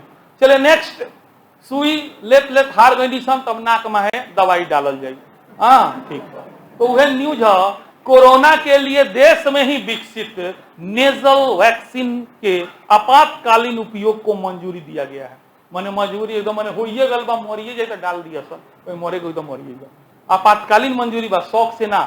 मैंने हम लोग इसको जैसे लिए ना इंजेक्शन, अभी उसको वैसा मंजूरी नहीं मिला है कि मान लीजिए जिसको कोरोना हो गया, डॉक्टर पैसे हाथ उठा दिला, तो भल की ट्राई कर लिए कोई सफल हो जाए तो हम बात आम लोग को प्रयोग कर जाए। तो आपातकालीन मंजूरी का मतलब समझ गए कि जब खत्म बात तो खत्म कर दिए सब। कोरोना महामारी के विरुद्ध संघर्ष में, अंडरलाइन करते चलिएगा, कोरोना महामारी के विरुद्ध संघर्ष में भारत को एक बड़ी सफलता सितंबर 2022 में उस समय मिली जब भारत बायोटेक द्वारा, कौन कंपनी? भारत बायोटेक द्वारा कोरोना के लिए विकसित नेजल वैक्सीन यानी नाक के रास्ते से ही जाने वाली वैक्सीन के आपातकालीन इस्तेमाल के लिए मंजूरी देश के औषधि महानियंत्रक ने प्रदान कर दी। यह कोविड-19 वायरस से सुरक्षा, अंडरलाइन करते चलिए, यह कोविड-19 वायरस से सुरक्षा के लिए नाक से दिया जाने वाला पहला देसी टीका है। बस अंडरलाइन मत करियो। टीके के तीसरे चरण के परीक्षणों के बाद ही 18 वर्ष से अधिक उम्र के लोगों के टीकाकरण के लिए DGCI द्वारा यह अनुमति 6 सितंबर 2022 को प्रदान की गया। अंडरलाइन करिए, प्राथमिक टीकाकरण के साथ साथ 2 खुराक ले चुके लोगों के लिए बूस्टर डोज के रूप में भी इसका इस्तेमाल किया जा सकता है। माने बूस्टर डोज सब ले बड़ा एक ले लो, सीधा बात समझे नहीं, बहाना मत बनाओ। सब नहीं ले सकता नहीं, सब ले बानी तबो ले ली, कुछ नहीं ले तबो ले के बाद कहे का मतलब ये बात। हाँ बस अंडरलाइन मत कीजिए। अब इसे मान्यता प्राप्त होने की उपलब्धि पर प्रसन्नता व्यक्त करते हुए केंद्रीय स्वास्थ्य एवं परिवार कल्याण मंत्री श्री मनसुख मंडाविया ने इससे कोरोना महामारी के विरुद्ध भारत की लड़ाई के लिए एक बड़ा कदम बताया। उन्होंने कहा कि प्रधानमंत्री मोदी जी के नेतृत्व में कोविड-19 के खिलाफ लड़ाई में विज्ञान, अनुसंधान एवं विकास और मानव संसाधनों का इस्तेमाल किया है। उल्लेखनीय है कि नेजल स्प्रे वैक्सीन को इंजेक्शन के बजाय नाक से दिया जाता है। यह नाक के अंदरूनी हिस्से में इम्यूनिटी तैयार करती है। इसे ज्यादा कारगर इसलिए भी माना जाता है क्योंकि कोरोना सहित हवा में फैलने वाली अधिकांश बीमारियों के संक्रमण का रूट जो रास्ता है नाके होता है और इसके अंदरूनी हिस्सों में इम्यूनिटी तैयार करने में ऐसी बीमारी को रोकना ज्यादा असरदार साबित होता है। ठीक है, तो ओवरऑल दुनिया की पहली नेजल वैक्सीन तैयार करने वाला देश भारत। ठीक है, पहला नोजल वैक्सीन तैयार करने वाला देश भारत, और इसको आपातकालीन मंजूरी भी मिल गया। ठीक है, चलो हटा में कोई विशेष नहीं है। एक बार वैक्सीन लगने पर 2 साल तक वायरस से बचाएगी, लिख के देव शरीर की इम्यूनिटी बढ़ाकर लंबे से कुछ नहीं, सब लेते रहो लोगों, बस बात करता हूँ। चलिए नेक्स्ट न्यूज। नेक्स्ट कभी रिविजनो करावे के बाद कितना बचल बा, राष्ट्रीय पढ़ा के छोड़ देता नहीं, हम अपने थक गई। हम बोले के पढ़ते का एक है कि सब लोग रोज रोज जूस लेके आई तो बोले मजाक कहीं नहीं, मजाक नहीं, खा के एल बन। चलो नेक्स्ट, मजाक कहीं नहीं, चलो पढ़ना। महाराष्ट्र में विधान परिषद की सदस्यता के लिए उद्धव ठाकरे के नेतृत्व वाली पूर्ववर्ती सरकार द्वारा संस्तुति नामों की सूची शिंदे सरकार ने वापस मांगा, काट दिया, ना पूछी, कुछ छांट लो जाए जला, है नु, ऐसे कोनो मतलब नहीं थे, ये परीक्षा उपयोगी न्यूज नहीं थे। नेक्स्ट, नेपाल यात्रा के दौरान भारत के थल सेना प्रमुख जनरल मनोज पांडे को नेपाली सेना अध्यक्ष की मानद उपाधि मिला है, रैंक मिला है। तो सबसे पहला बात, भारत के थल सेना प्रमुख का नाम क्या हो, ये बहाने एगो जीके हो गए, थल सेना प्रमुख का नाम क्या है, तो परंपरा चलेला, इन्हें के जालन तो उन्हें मानद रैंक दे दिया, उन्हें के तो हमनी के दे दिले सन, तो वही क्रम में एगो इहो भइल कि यहाँ के गइल ना तो वो लोग अपन थल सेना के मानद रैंक लोग के प्रदान करल गल, ये हवन, देख लीजिए, ये हवन, नेपाली हवन। चलिए रक्षा अंडरलाइन कर लीजिए, रक्षा संबंधों के सिलसिले में भारत के थल सेनाध्यक्ष जनरल मनोज पांडे ने 4 तारीख से लेकर 8 सितंबर 2022 को नेपाल की यात्रा की। ठीक बा, अंडरलाइन मत करिए। जहां काठमांडू में त्रिभुवन अंतर्राष्ट्रीय हवाई अड्डे पर इनका स्वागत नेपाली सेना के उप प्रमुख लेफ्टिनेंट जनरल बालकृष्ण कार्की ने किया। 5 दिन के नेपाल प्रवास के पहले ही दिन नेपाली सेना के मुख्यालय में बलिदानी सैनिकों को श्रद्धांजलि उन्होंने अर्पित की तथा अपने समकक्ष माने सेमपद समकक्ष नेपाली जनरल प्रभुराम शर्मा एवं अन्य प्रमुख सैन्य अधिकारियों के साथ वार्ता उन्होंने की। अंडरलाइन कीजिए, 5 सितंबर को जनरल पांडे ने नेपाली राष्ट्रपति विद्या देवी भंडारी, यही बहाने याद कर लेवे के बाद, नेपाल के राष्ट्रपति के नाम का हो, बिल्कुल, से शीतल निवास नेपाल के राष्ट्रपति भवन के नाम का हो, वही कोई जीके नहीं के पढ़े के 1 साल के दर्पण पढ़ल सारा इंपोर्टेंट जीके चल आई, और वही पे गलतफहमी में कुछ मास्टर लेकर के हड़का गए, लूसेंट रोट देख पूछ ले राष्ट्रपति आवास के नाम, भाई ऐसे पूछ ले चर्चा में बात समझ रहे ना, अरे पूछेगा तो ये पूछेगा, दूसरा क्या पूछेगा, वो तो एकदम करेंट पढ़िए, जीके के सब तैयार हो जाता है। ठीक है, तो नेपाल के राष्ट्रपति का नाम विद्या देवी भंडारी, नेपाल के राष्ट्रपति भवन का नाम, हाँ वही जन भेंट कैलन जाके, हाँ तो मुलाकात की, जहां एक समारोह में नेपाली सेना के जनरल की मानद रैंक राष्ट्रपति ने उन्हें प्रदान कर दिया। हाँ माने भारतीय अध्यक्ष को नेपाल का भी मिला है। अभी बताएं, अंडरलाइन मत कीजिएगा। 1950 से शुरू हुई इस परंपरा के तहत भारत एवं नेपाल एक दूसरे के सेना प्रमुखों को अपनी सेना के जनरल का मानद रैंक प्रदान, मैंने तू हमरो देश के बाड़ा, सहानुभूति प्रेम बढ़ेला कि आपको हम अपने देश का भी मान लिए, तो हमनी आवेलन उ लोग आवेला तो हमनी के कह ली भाई तू हमरो देश के बाड़ा, और हमनी के यहाँ जाइलन तो वो लोग कहला तू हमारा देश के बाड़ा, मैंने मिलजुल के रहल जाई, लड़ाई ना करल जाई, एक मतलब ये है।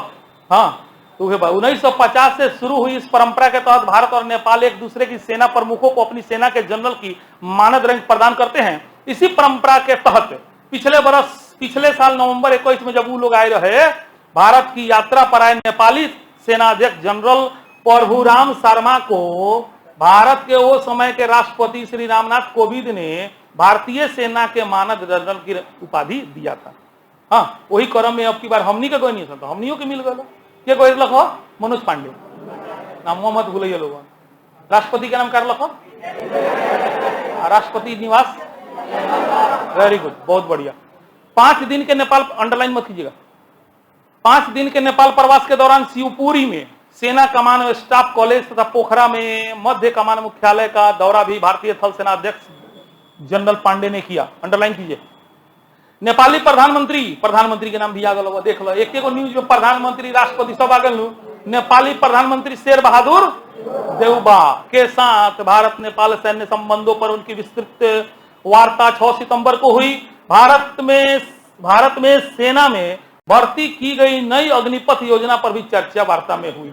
अब सुनो, ये मीडिया में क्या न्यूज है, मीडिया में न्यूज आयल अग्निपथ योजना पर हो सकती है बात। एक्चुअली नेपाल के गोरखा रेजिमेंट जो है वो इनकार कर दिया, बोला हमनी के अग्निपथ नहीं के बने के, यही पर भारत के हालत खराब हो गल, वही ला भेजल गए।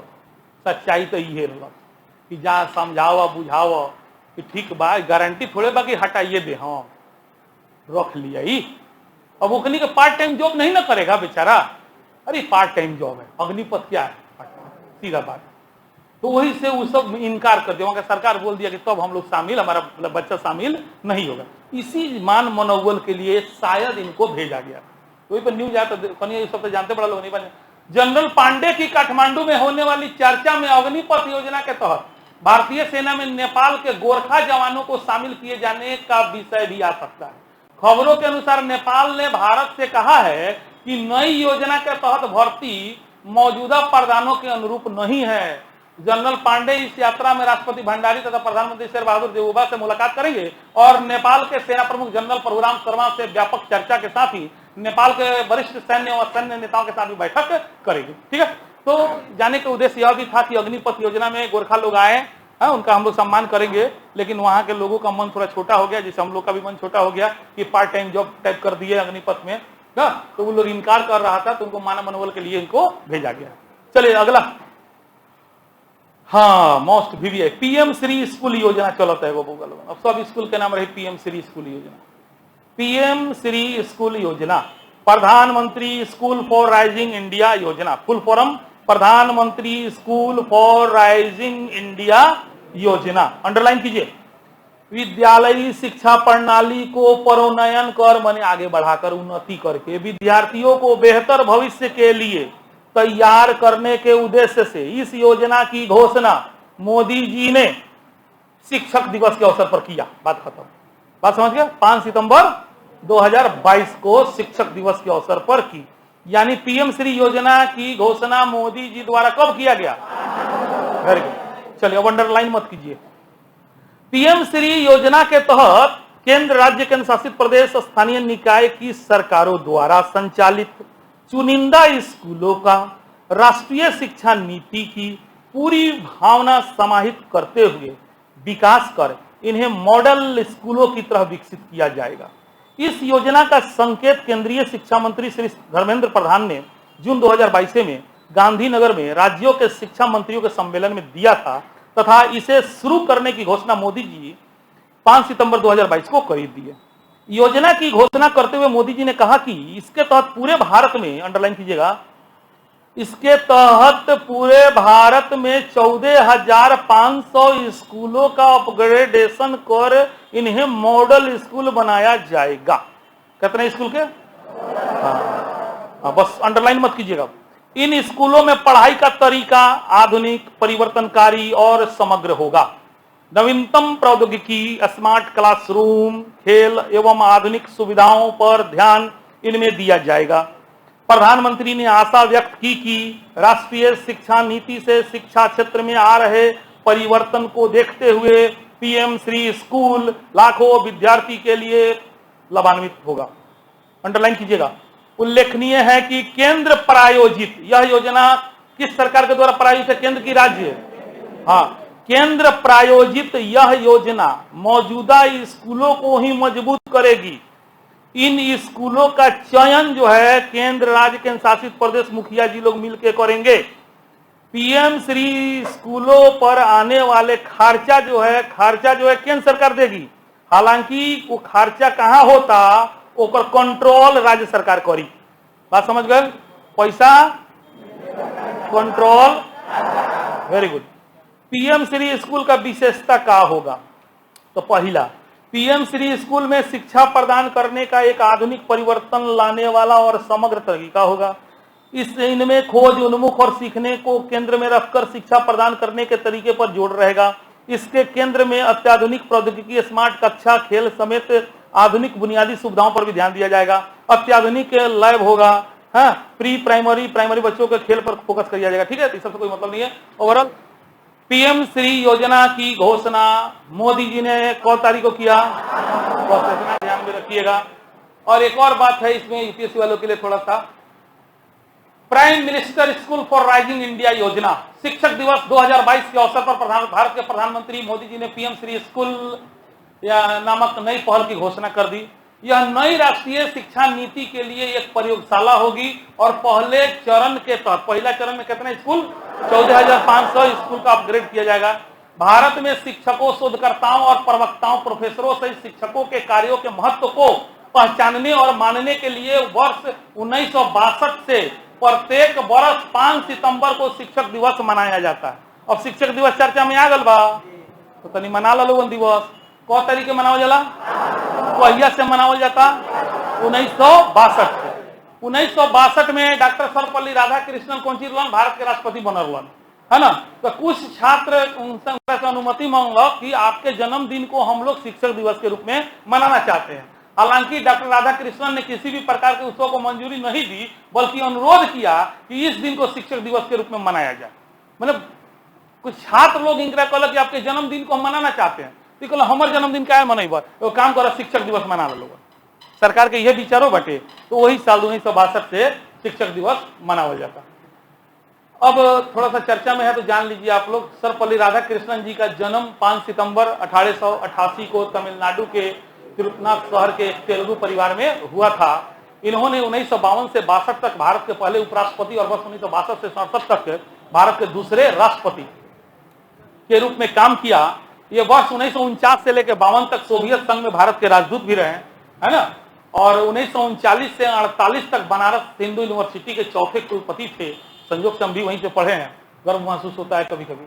हाँ, 1984 में इनको मरने के बाद इनको भारत रत्न से सम्मानित भी किया गया। यानी सर्वपल्ली राधाकृष्णन को भारत रत्न कब मिला था? चलिए नेक्स्ट। देश में अपराध आंकड़ों के संबंध में राष्ट्रीय अपराध रिकॉर्ड ब्यूरो की वर्ष 2021 की क्राइम इन इंडिया रिपोर्ट जारी हुआ है। हाँ, ये रिपोर्ट हुआ तो पढ़े के हुई ध्यान से, ठीक बा, पढ़ो तनी लोग, अंडरलाइन मत करम लोग। बीते वर्ष 2021 के दौरान भारत में अपराधों के आंकड़ों के संबंध में राष्ट्रीय अपराध रिकॉर्ड ब्यूरो की वार्षिक क्राइम इन इंडिया 2021 रिपोर्ट 30 अगस्त 2022 को जारी की गई। कौन तारीख को जारी किया गया? अंडरलाइन कर लो, 30 अगस्त 2022 को रिपोर्ट आयल बा रिकॉर्ड ब्यूरो का, क्राइम इन इंडिया के नाम से, क्राइम इन इंडिया। चलिए अब जौन जौन पॉइंट बोलेंगे अंडरलाइन कीजिएगा, छोड़ते चलिए, अभी छोड़िए। 2021 के दौरान देश में दर्ज किए गए संज्ञेय, माने जेकरा के रिकॉग्नाइज कर लो, संज्ञेय अपराधों की कुल संख्या कितना थी? लगभग 61 लाख। 61 लाख रिकॉर्ड किया गया है, दर्ज किया गया अपराध, क्राइम, ठीक है। बस खाली एक लाइन अंडरलाइन कर लीजिए, 2021 ऊपर 2021 और नीचे 60.9। बात समझ में आ गया? 2021 में कितना अपराध दर्ज करल गए रहे? बस एक लाइन, बात मेरे समझे, 2021 में कितना अपराध? हाँ, ओकरा बाद लिखा था कि एक बरस पहले यानी 20 में 20 की तुलना में 7.6 कम थी, माने एहू से ज्यादा रिकॉर्ड 2020 में करल गए रहे। उससे मतलब नहीं है। 2021 में 61 लाख अपराध रिकॉर्ड किया गया है, ध्यान में रखिएगा। कोरोना से पहले वर्ष 2019 में, 19 के बाद देश में संज्ञेय अपराधों की संख्या 51.6 लाख थी। थोड़ा इससे देश के क्राइम रेट यानी प्रति 1 लाख जनसंख्या की तुलना में अपराधों की संख्या 2020 में 487.8 से घट के 2021 में 445.9 हो गए। खुशी मनावल होगा, बड़ा भारी घटल बा। मने जबरदस्ती सरकार अपन मनोबल बढ़ावे इस तरह का डाटा पर कि 18-19 के तुलना में क्राइम रेट का होता, घटता। तो अब वो घटत तो 61 लाख रिकॉर्ड करल गया, 61 लाख। चलिए मोस्ट वीवीआई दूसरा पॉइंट है, अंडरलाइन करते चलिए। रिपोर्ट में बताया गया है कि 2021 में बड़े राज्यों में हिंसक अपराधों की दर सर्वाधिक कौना राज्य में थी? असम में, है ना। अरे असम में बहुत उग्रवादी नक्सलवादी संगठन है, इसलिए होता है वहां पे। तो 2021 में बड़े राज्यों में हिंसक अपराध की दर सबसे ज्यादा रिकॉर्ड किस राज्य में किया गया है? अंडरलाइन करते चलिए। एक बाद दिल्ली तथा पश्चिम बंगाल, अंडरलाइन करो चलो, पश्चिम बंगाल, ठीक है। हाँ, पश्चिम बंगाल अपराध थी, ठीक है। छोड़िए अब बस उतना ही, खाली पश्चिम बंगाल तक कीजिए ना, रहने दीजिए। हिंसक अपराध प्रति लाख जनसंख्या थी। हिंसक अपराधों की श्रेणी में हत्या, दहेज, मृत्यु, गंभीर चोट, अपहरण, बलात्कार, ये सब आवेला। अंडरलाइन कीजिए। हिंसक अपराधों की दर न्यूनतम, अंडरलाइन कीजिए वीवीआई। हिंसक अपराधों की दर अधिकतम असम, अधिकतर दिल्ली, ओकरा बाद पश्चिम बंगाल, असम, दिल्ली, पश्चिम। न्यूनतम गुजरात, आंध्र प्रदेश, तमिलनाडु, न्यूनतम। हाँ, बस इतना डाटा याद रखिएगा जरूर। चलिए नेक्स्ट पॉइंट है, हिंसक अपराधों के मामले में 2021 में सर्वाधिक वृद्धि दर्ज कौन में करो, मैंने पिछले साल की तुलना में इस साल वृद्धि। एक बोला ओवरऑल कितना, तो ओवरऑल में असम। अच्छा, वृद्धि भइल बा सबसे ज्यादा आपको उड़ीसा में, ठीक बा ना, पूछ रहे लोग हौच-पौच हो जाई, खाली इतने लिए याद रखिए लोग, सबसे ज्यादा अपराध किस राज्य में और सबसे कम, वेरी गुड। तो हिंसक अपराधों के मामले में 2021 में सर्वाधिक वृद्धि उड़ीसा में दर्ज किया गया है, जहां 2020 में 38 लाख से बढ़ के 48.6 लाख 21 में हो गया है। ओके, तो चलो नेक्स्ट बा, 2021 के दौरान देश में औसतन 82 गो हत्या रोज होते रहे। 2000 अंडरलाइन कर लो, 2021 के दौरान देश में औसतन 82 हत्या रोज। अच्छा, अब सुनो कहानी आगे। जबकि प्रति घंटा किडनैपिंग 11 गो, एक घंटा में, हर घंटा में 11 हाँ, ये सब डाटा है। चले नेक्स्ट बा, प्रति 1 लाख जनसंख्या पर हत्या के सर्वाधिक मामले। अगर 1-1 लाख पर रिकॉर्ड करल जाओ तो झारखंड नंबर 1 बा, माने प्रति 1 लाख जनसंख्या पर, माने मान लो यहाँ की जनसंख्या के बात कहता नहीं कि 10 करोड़ बा, तो 1-1 लाख पर रिकॉर्ड करल जाओ तो 1 लाख पर झारखंड में सबसे ज्यादा हत्या होला, ये न्यूज के मतलब बा। अपहरण 1 लाख पर सबसे ज्यादा दिल्ली में होला, अपहरण के सर्वाधिक मामले दिल्ली में। ठीक है, बस हो गया इतना ही तक, इसके बाद नहीं। इतना डाटा को ध्यान में रखिएगा, है ना। और वो भी ध्यान में नहीं रखना है, ये वो खाली याद रखना है, जो रिपोर्ट आया था उस रिपोर्ट में सबसे ज्यादा जो है क्राइम रिकॉर्ड किया गया है असम में, और सबसे कम, ज्यादा करेगा हेर फेर तो पूछेगा नहीं, बनेगा भी नहीं किसी से, टेंशन नहीं लीजिए। चलिए नेक्स्ट VVI न्यूज है, पॉपुलर फ्रंट ऑफ इंडिया एवं उसका 8 गो सहयोगी संगठन का 5 वर्षों के लिए प्रतिबंध सरकार लगा दिया। अंतरराष्ट्रीय आतंकी संगठन के साथ संबंधों, खूब ध्यान से सुनते रहिए, एवं देश विरोधी एवं आतंकी गतिविधियों के साथ साथ हिंसक मामलों में संलिप्तता के चलते सरकार ने कट्टर इस्लामिक संगठन पॉपुलर फ्रंट ऑफ इंडिया, जिसको PFI के नाम से जाना जाता है, पर 5 वर्षों का प्रतिबंध सितंबर 2022 में आरोपित किया है। बस इतना ही।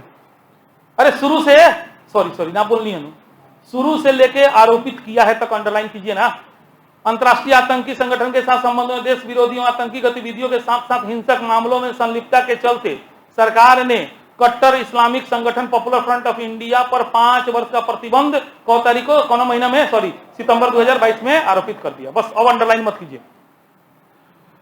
संगठन के देश भर में स्थित विभिन्न ठिकानों पर पुलिस एवं राष्ट्रीय जांच एजेंसियों की बड़े पैमाने पर छापेमारी एवं गिरफ्तारी के बाद इस संगठन के संबंध जो है इस्लामिक स्टेट एवं अन्य आतंकी संगठनों के साथ देखते हुए इस पर 5 वर्ष का प्रतिबंध कड़े आतंकवाद रोधी कानून, है ना, UAPA एक्ट, अवैधानिक गतिविधि रोकथाम अधिनियम 1967 के तहत आरोपित किया गया है ना, अंडरलाइन कीजिए। इसके साथ ही इसके 8 गो अन्य सहयोगी संगठनों को भी प्रतिबंधित किया गया है, जिसमें इनमें माने 8 गो में campus front of India, Rehab India foundation, all India imam council, national confederation of human rights organisation, national human front, junior front, empower India foundation एवं रिहाब फाउंडेशन केरल वाला शामिल है। बस अंडरलाइन मत कीजिएगा, ऐसे इसका भी जरूरत नहीं है, खाली इतने ध्यान रखना भी हाल ही में सरकार ने किस आतंकवादी संगठन माने किस संगठन को ये किया है, PFI को कितने वर्ष के लिए किया है, 5 वर्षों के लिए। बस ध्यान रखो। प्रतिबंध के बाद इन संगठनों की संपत्ति को और खाता को सील कर दिया जाएगा। साथ ही PFI से जुड़े जिन लोगों का देश विरोधी एवं आतंकी गतिविधियों में सीधा संलिप्तता है, उनको सबूत के अभाव में जिन्हें गिरफ्तार करने में मुश्किलें आ रही थी, है ना, उनकी गिरफ्तारी के लिए अब रास्ता आसान हो गया है। PFI के साथ साथ उनके संबंध 8 अन्य संगठनों को भी गृह मंत्रालय ने 5 वर्ष के लिए प्रतिबंधित किया है। वहीं उससे संबंधित राजनीतिक दल social democratic party of India, underline कीजिएगा, PFI से संबंधित पार्टी का नाम क्या है, तो social democratic party of India SDPI को पंजीकृत राजनीतिक दल होने के कारण प्रतिबंधित किया गया था। अब सुनिए, PFI चर्चा में है, ध्यान दिया जाए। PFI का ये झंडा भारत सरकार ने PFI सहित 8 संगठनों पर लगाया 5 वर्ष का प्रतिबंध, जिसमें सबसे बढ़िया रोल इन्हीं का है। अभी PFI हो का थोड़ा जानना चाहिए, ठीक है, चर्चा में। पॉपुलर फ्रंट ऑफ इंडिया यानी पीएफआई एक ऐसा संगठन है जिसका गठन 17 फरवरी 2007 को हुआ। पीएफआई का गठन कब हुआ था? यह संगठन दक्षिण भारत के 3 मुस्लिम संगठनों को एक करके बनाया गया था, जिसमें केरल का national democratic front, Karnataka forum of dignity और तमिलनाडु का मनीथा नीति पसराई जैसे मुस्लिम संगठन शामिल थे। इन तीनों को मिला के 17 फरवरी 2007 को पीएफआई का गठन हुआ। पीएफआई यह दावा करता है कि यह देश के कुल 23 राज्यों में सक्रिय है। देश में स्टूडेंट इस्लामिक मूवमेंट यानी सीमी, जब सीमी पर प्रतिबंध लगा ना तो सारा सीमी के आदमी भाग के पीएफआई में चला गया। हाँ, वही बता रहा है कि देश में सीमी था एक संस्था जिसका फुल फॉर्म है स्टूडेंट इस्लामिक मूवमेंट, यानी सीमी पर केंद्र सरकार के बैन लगाने के बाद पीएफआई का विस्तार और तेजी से हुआ था। कर्नाटक, केरल जैसे दक्षिण भारतीय राज्यों में पीएफआई की पकड़ काफी मजबूत हो गई है और इसकी कई अन्य ब्रांच भी कार्यरत है। पीएफआई के गठन के बाद समाज विरोधी और देश विरोधी गतिविधियां करने के आरोप इस संगठन पर सालों से लगते आ रहे हैं। ठीक है, इसीलिए सरकार ने इसको क्या किया? प्रतिबंधित कर दिया। तो यह संस्था मुख्य रूप से उत्तर भारत की दक्षिण भारत में सक्रिय था। चलिए नेक्स्ट एंड लास्ट था, शायद लास्ट है ना? हाँ लास्ट था। चलो नेक्स्ट, गुजरात में 36वें राष्ट्रीय खेलों का शुभारंभ। लिखो पहले मोस्ट वीवीआई पूछ दी, 36वां राष्ट्रीय खेल कहाँ होता, बस इतने वीवीआई अंडरलाइन कीजिए। देश के 36वें राष्ट्रीय खेलों का शुभारंभ 29 सितंबर 2022 को हुआ। अंडरलाइन करिए। यह खेल गुजरात में 6 शहर अहमदाबाद, गांधीनगर, सूरत, वडोदरा, राजकोट एवं भावनगर में खेले जाने हैं। बस अंडरलाइन मत कीजिए। 7 वर्षों के अंतराल के बाद देश में राष्ट्रीय खेलों का आयोजन हुआ है। अंडरलाइन करो। कोरोना काल में सब बंद हो गया लखत, 7 वर्ष के बाद ये साल हो भइल 2022 में। इससे पहले यानी 35वां राष्ट्रीय खेल 2015 में आयोजित किया गया था। अंडरलाइन करते चलिए। 36वें राष्ट्रीय खेल मूलतः गोवा में 2016 में होना था। 2016 में प्रस्तावित कहाँ रहे? हाँ, लेकिन ना भइल। अंडरलाइन मत करी। किंतु विभिन्न कारणों से इनका आयोजन टलता गया। अंततः अब गुजरात में यह कराया गया है। गुजरात को पहली बार ही राष्ट्रीय खेल की मेजबानी मिली है। अंडरलाइन कर लो लोगों। इन खेलों का औपचारिक शुभारंभ भारत के यशस्वी प्रधानमंत्री मोदी जी ने अहमदाबाद के नरेंद्र मोदी स्टेडियम में किया। अपने स्टेडियम में किया। ठीक बा, बस अंडरलाइन मत करी। 1 लाख से अधिक दर्शकों की उपस्थिति में संपन्न रंगारंग उद्घाटन समारोह में केंद्रीय खेल मंत्री अनुराग ठाकुर, गुजरात के राज्यपाल आचार्य देवव्रत और मुख्यमंत्री भूपेंद्र पटेल भी उपस्थित थे। अंडरलाइन कीजिए। 36 खेलों की स्पर्धाएं इस खेल में शामिल है। माने 36वां राष्ट्रीय खेल प्रतियोगिता में कुल कौगो खेल शामिल है? 36वां में कौगो? 36। आसान बात। बस 10 अक्टूबर 2022 तक चलने वाले इस खेल में देश के लगभग 7000 खिलाड़ी भाग लेंगे। मोस्ट वीवीआई अंडरलाइन कीजिए, बोर्ड पे देखिए। इन खेलों का शुभंकर सावज है, ये शुभंकर मैस्कॉट है, वीवीआई होता है, याद रखना चाहिए। इन खेलों का शुभंकर सावज अर्थात एशियाई शेर है, जबकि खेलों का गीत जुड़ेगा इंडिया है। बस अंडरलाइन मत कीजिए।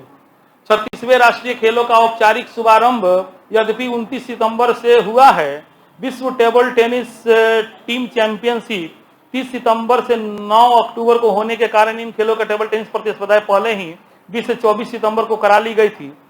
यह पंक्ति लिखे जाने तक राष्ट्रीय खेलों की विभिन्न स्पर्धाएं अभी जारी है। अगला महीना में अगर पूरा रिपोर्ट आ जाए कौन कितना जीतल। चलिए आप लोग बताते चलिए, हला नहीं कीजिए, बोलते आइएगा 36वां राष्ट्रीय खेल कहाँ भइल, कहाँ होता? गुजरात में। कौन राज्य में? 35वां कब भइल रहे? 2015 में। 36वां कब होता? 22 में। 100 साल बाद। अभी हाल ही में सरकार ने कौन संगठन पर प्रतिबंध लगाया है? 100 वर्ष के? 5 वर्ष के। अगर कहीं पूछ लो पीएफआई का गठन कब हुआ था? हाँ, अपन ध्यान में रखे। उसके बाद बताइएगा क्राइम इन इंडिया रिपोर्ट में सबसे ज्यादा क्राइम कहां रिकॉर्ड किया गया है? सबसे कम नेपाल के प्रधानमंत्री के नाम शेर बहादुर देउबा। शेर बहादुर, हाँ। राष्ट्रपति के नाम विद्या देवी भंडारी। राष्ट्रपति भवन के नाम शीतल निवास। हाँ, अभी के गौर लखन नेपाल जरा के मनोज पांडे। कौन सी हवन? थल सेना प्रमुख। कौन सी हवन? थल सेना प्रमुख। किस देश ने कोरोना से बचाव के लिए नेजल वैक्सीन का? कौन कंपनी? भारत बायोटेक। कौन कंपनी? हाँ। QRSL मिसाइल किस प्रकार का मिसाइल है? सतह से सतह, सतह से आकाश। Very good. NMCH कहां पर स्थापित किया जा रहा है? गुजरात के लोथल में। NMCH कहते हैं। NMCH का मतलब बुझल, नालंदा मेडिकल कॉलेज।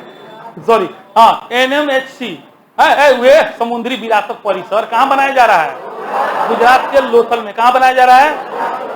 अभी हाल ही में मझगांव डाक बिल्डर्स द्वारा कौन युद्धपोत तैयार किया गया? तारागिरी। यह जो है 17 योजना के तहत कौआ युद्धपोत है, तीसरा। इससे पहले दो कौन कौन बना था? नीलगिरी, उदयगिरी, और तीसरा होगा तारागिरी। हमेशा याद रहे के चाहिए, आगे भरना। ठीक बा, चलो। अभी हाल ही में भारत ने चीता मंगवाया है कौना देश से? 4 तारीख को। कहाँ रखल गई? कब आयल? नर कब?